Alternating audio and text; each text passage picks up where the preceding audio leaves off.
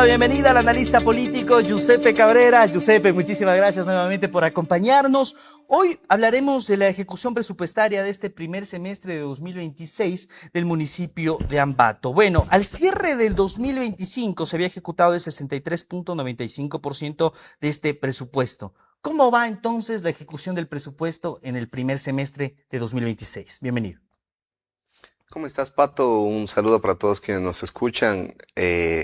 Bueno, generalmente luego de algunos meses después del primer mes de junio se suele presentar los reportes del nivel de ejecución presupuestaria de este año y evidentemente en el histórico que tenemos suelen rondar el 20%, especialmente por los tiempos que lleva el Sistema Nacional de Contratación Pública, pero yo creo que las expectativas son bajas, sobre todo si tú tomas en cuenta el nivel de ejecución presupuestaria 2025, tanto de la Prefectura de Tungurahua como la Alcaldía de Ambato, que no han demostrado saber cómo se gestionan los recursos de todos y de todas, ¿no? Entonces, creo que en eso, y además especialmente tomando en cuenta el momento electoral en el que nos encontramos, que estamos próximos a unas elecciones, de apertura a las mismas, creo que lo que se va a ver es una ejecución desordenada y que más bien responderá al clima político, ¿no? Porque como te decía, y esto es lo lamentable, y esperemos que para el próximo año, especialmente para la proforma que presente la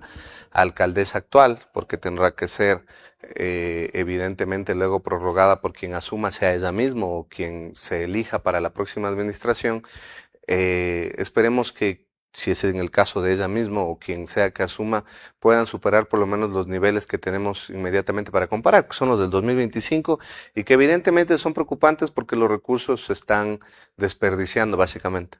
Entre 2025 a 2026 hubo una reducción del 10%. ¿En qué afecta esto a los ciudadanos para que la gente pueda conocer?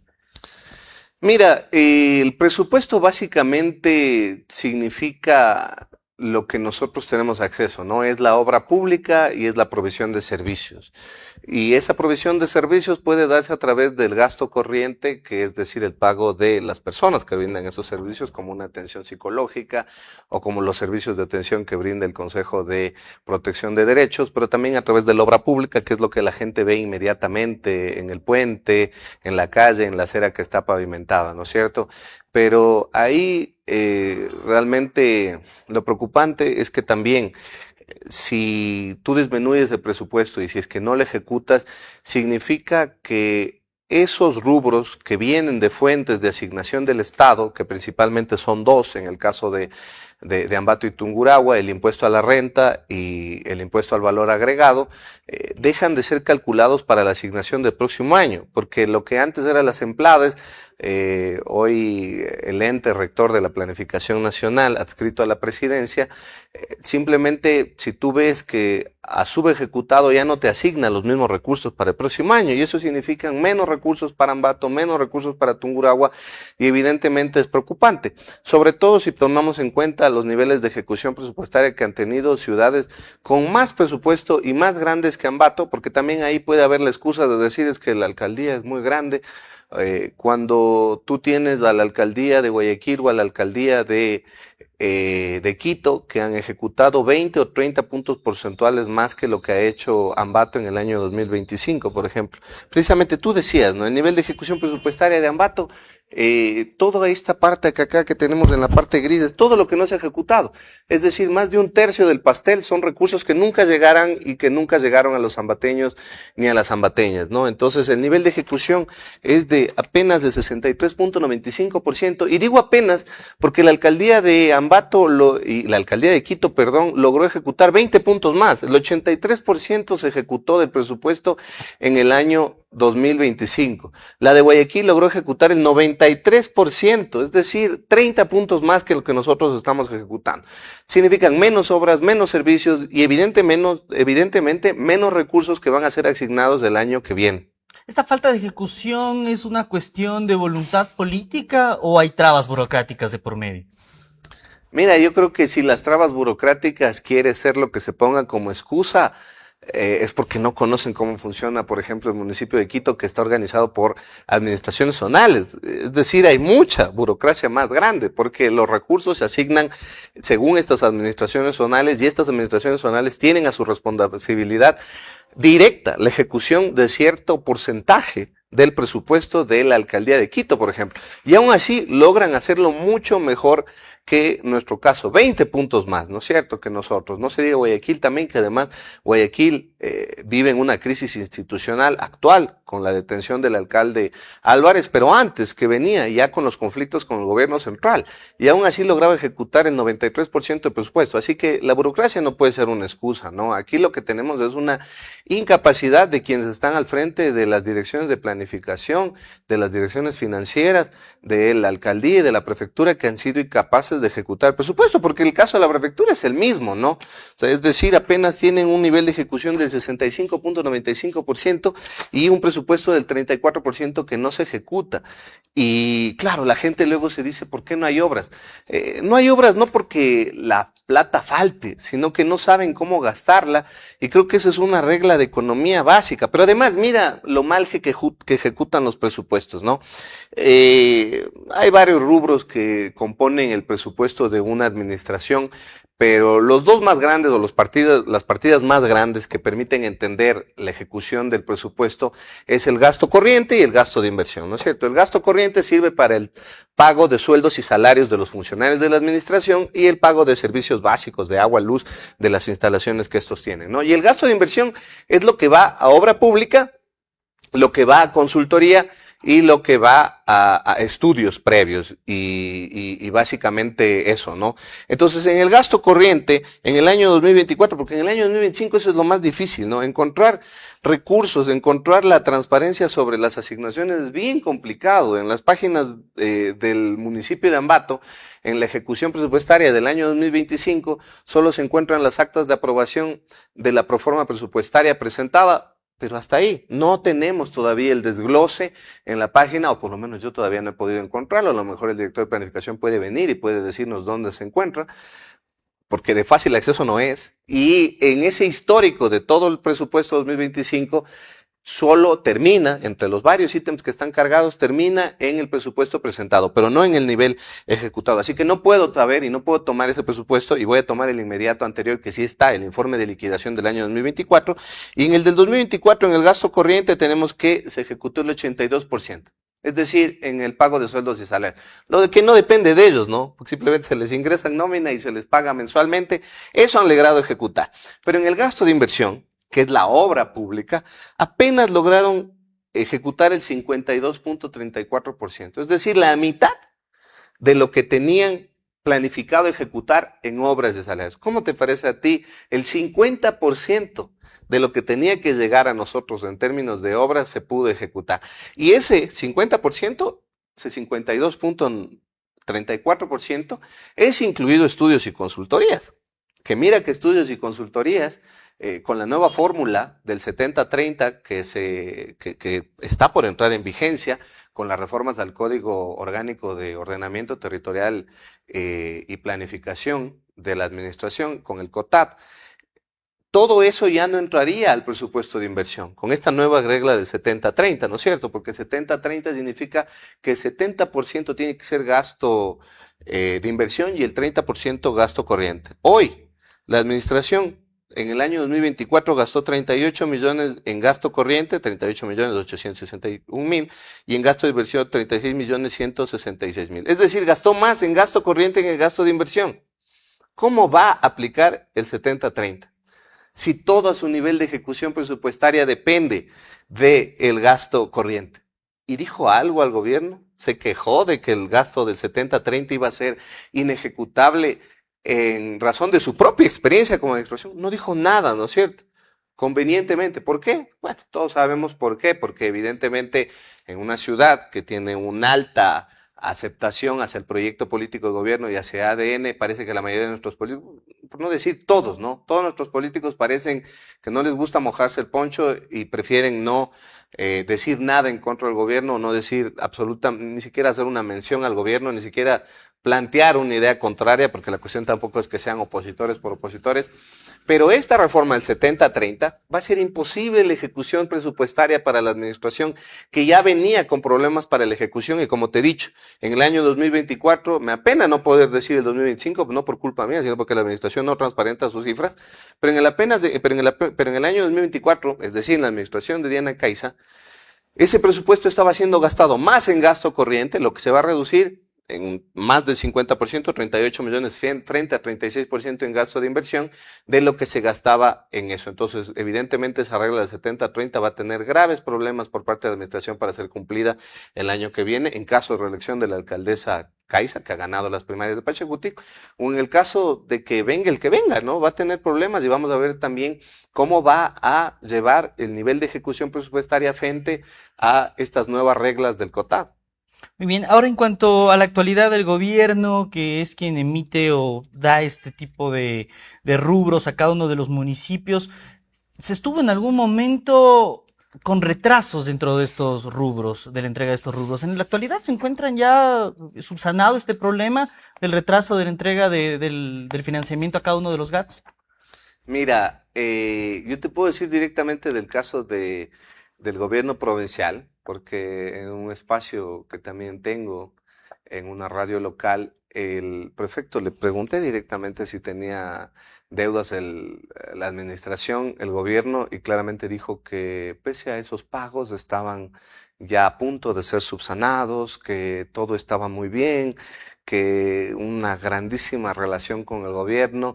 Y bueno, se vio eso, ¿no? Porque esta semana estuvo de la mano y dándole las espaldas, además, mientras entregaba las condecoraciones en la celebración de la provincialización de Tungurahua, ¿no? Entonces, evidentemente también es complicado saber si hay asignaciones pendientes, porque la alcaldesa y el prefecto les gusta tener al presidente en las sesiones solemnes de sus administraciones. Les gusta más que el presidente venga a las sesiones solemnes que el hecho de que el gobierno pague sus asignaciones presupuestarias, ¿no? Y ahí claro, cada quien define sus prioridades. A mí me importa más que se asignen los presupuestos a que el presidente esté sentado en una mesa directiva, ¿no? Pero cada quien ve y decide cómo hacen política, pero espero que esto no ponga en riesgo las asignaciones de los recursos que nos pertenecen a los ambateños, a las ambateñas y a los tungurahuenses. Giuseppe, ¿el CERCOP es un responsable indirecto también de esta falta de ejecución? El CERCOP solo califica cada una de las etapas, da seguimiento en la plataforma y recibe las denuncias en caso de que haya inobservancias graves, además, porque el CERCOP generalmente y usualmente, ni en anteriores administraciones ni en esta tampoco, no ha detenido procesos contractuales que digamos únicamente por animadversiones políticas. Pero además, esto también es importante, el CERCOP no puede emitir una decisión vinculante. Luego esta decisión evidentemente va a ser riesgoso cuando tengas que responder a la Contraloría, si aún cuando hubo una observación del CERCOP adjudicaste un proceso. Pero si tú creíste o si tú crees y tienes argumentos de que el CERCOP actuó mal, pues incluso puedes adjudicar el proceso, ¿no es cierto? Lo que hace el CERCOP es hacer recomendaciones, emite informes en el que dice, mire, puede que haya un aparente error en la adjudicación de este proceso, ¿por qué? Y además se activa no de oficio, sino generalmente se activa porque por denuncia de uno de los mismos concursantes en los procesos de licitación pública, ¿no es cierto? Están varios oferentes, uno de ellos cree que no se están siguiendo las reglas del debido proceso y decide impugnar el proceso de adjudicación del contrato. Pero en general el CERCOP no tiene nada que hacer.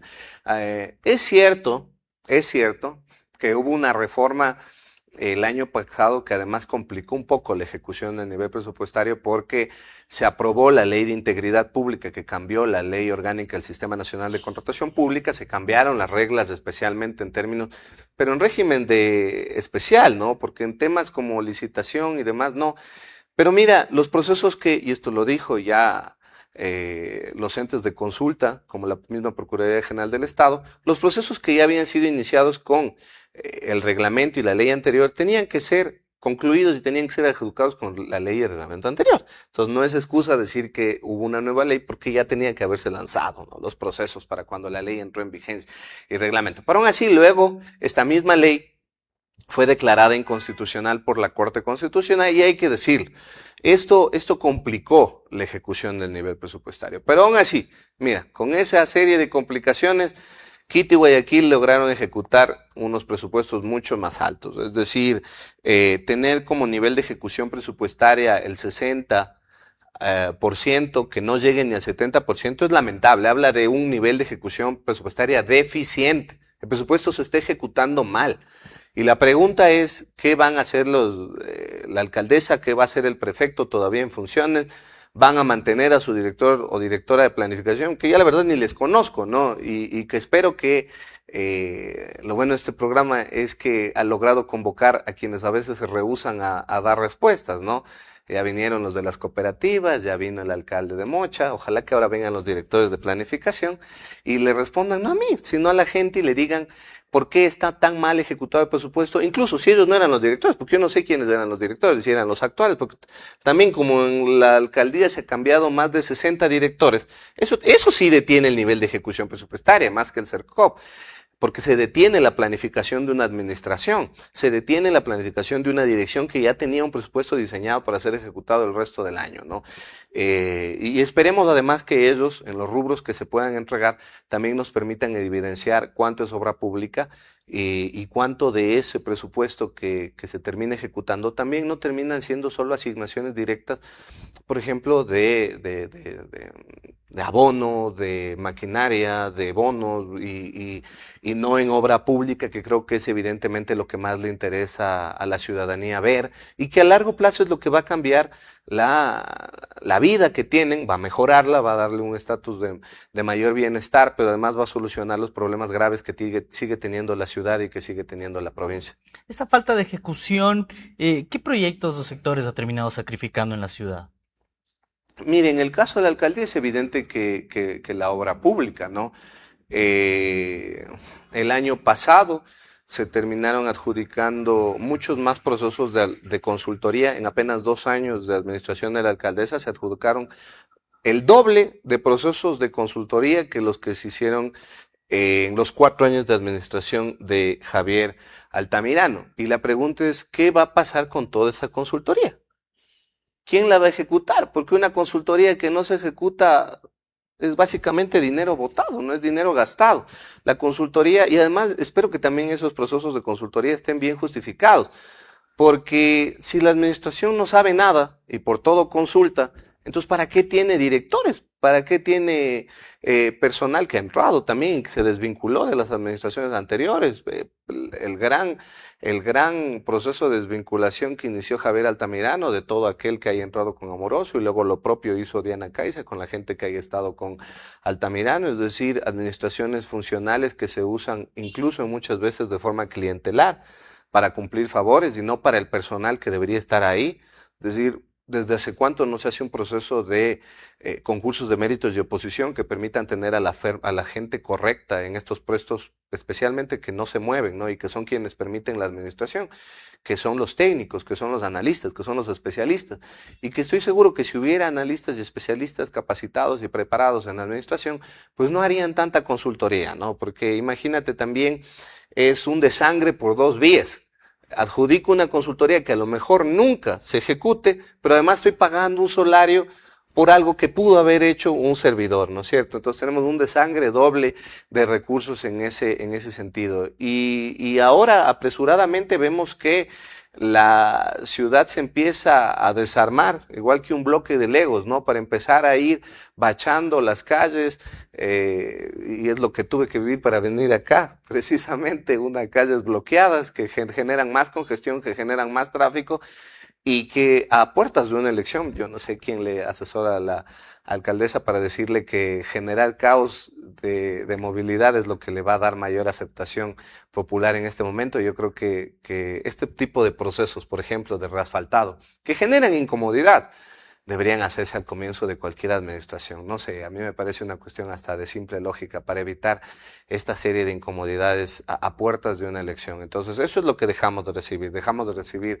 obra pública, dejamos de recibir vialidad, dejamos de recibir grandes proyectos, porque, a ver, más allá de los redondeles de los cuales hicieron tantos memes, ¿Alguien puede recordar una obra significativa o emblemática que se haya dado? ¿Alguna solución vial, un paso a desnivel, un paso elevado, alguna nueva construcción de una vía que conecte de mejor forma a la ciudad? Porque por el contrario, todos quienes nos ven y todos quienes tienen que transitar diariamente en Ambato reconocen que el tráfico cada vez está más congestionado, en una doble crisis de movilidad, ¿no? Calles con problemas de baches que han sido desmontadas para tratar de pavimentarlas y en algo tratar de salvar el boto urbano, pero al mismo tiempo un problema y una crisis de movilidad en torno al transporte urbano e incluso, quién sabe, si incluso al transporte, al transporte de taxis, ¿no? Que aquí estaba hablando el dirigente de la cooperativa de taxis sobre que también ellos merecen una subida del costo de la carrera mínima. Entonces,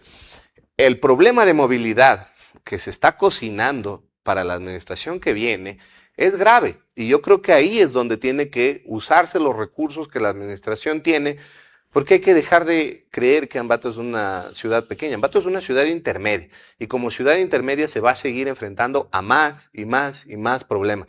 Y quienes tengan y quienes quieran administrar la ciudad tienen que dejar de tener excusas y tienen que darse cuenta que la política es eso, ¿no? Es la gestión de estos problemas que a diario se van presentando.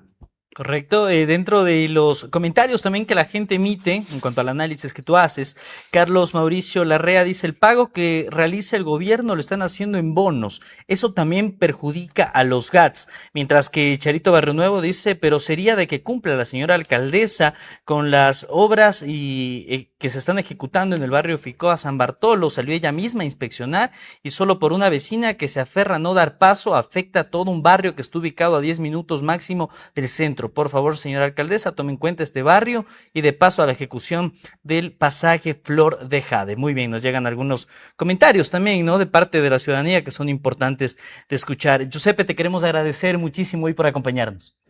No, gracias a ti, Pato, y gracias a todos quienes siempre se conectan, ¿no? Este programa creo que está generando debates, lo importante, y que creo que está haciendo que las autoridades respondan a las necesidades que tienen que ser atendidas y que nos digan a todos y todas cómo gastan el presupuesto de las administraciones y además cómo construyen su patrimonio personal. Así les moleste, la transparencia y la rendición de cuentas ya no es una postura política hoy en día, es una obligación legal, moral y ciudadana que tiene que cumplirse, y creo que los medios y la ciudadanía tienen que estar alerta para exigir esas cuentas y esa transparencia a todas las administraciones y políticos. Agradecemos el análisis de Giuseppe Cabrera. Muchísimas gracias, Giuseppe.